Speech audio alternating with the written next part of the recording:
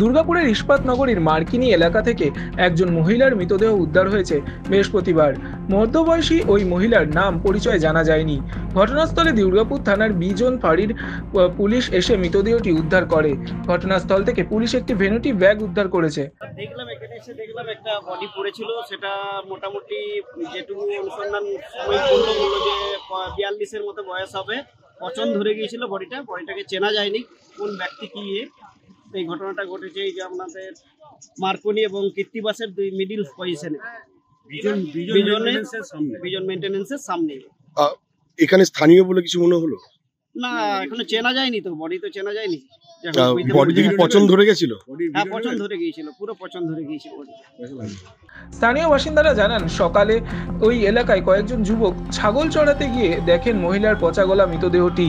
তারা পুলিশে খবর দেন। পুলিশ মৃতদেহ উদ্ধার করে দুর্গাপুর মহকুমা হাসপাতালে ময়নাতদন্তের জন্য পাঠায়।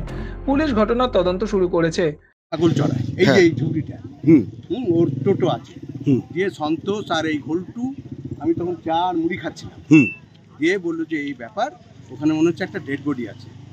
তা যাই হোক, গিয়ে এবার আমরা সবাই না বললে তো জিনিসটা রিকভারি হবে না, তবে 100% ডেড বডি।